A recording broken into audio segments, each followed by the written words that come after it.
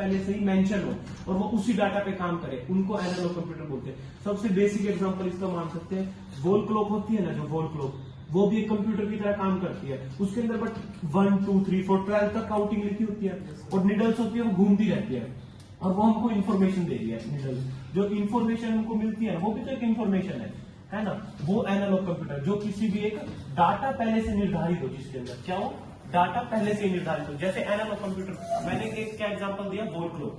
अब इसके और एग्जांपल क्या हो सकते हैं, स्पीडोमीटर, बाइक का जैसे पुराने वाली, अब तो स्पीडोमीटर जैसे कि डिजिटल हो गया है।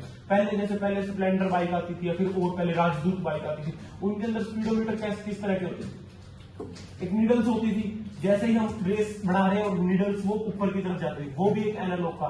दूसरा एग्जांपल मान सकते हैं बीपी मशीन। बीपी मशीन होती थी ना, जिसके अंदर पारा ऊपर की तरफ जाता था, वो भी क्या है, एनालॉग कंप्यूटर का ये एग्जांपल है। ये इसी तरह से एनालॉग कंप्यूटर होते हैं। ये क्लास डिवाइड कर दी है, जो सबसे कम विकसित कंप्यूटर है ना, उनको किसमें डालना गया, एनालॉग कंप्यूटर में। इसमें किसी को डाउट है एनालॉग कंप्यूटर कौन सा होता है?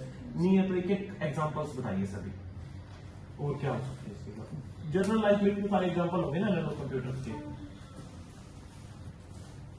मैंने बताया वॉल क्लॉक, स्पीडोमीटर और बीपी मशीन, जो पहले के टाइम की बीपी मशीन होती थी, वो भी एक एनालॉग कंप्यूटर की तरह काम करती थी।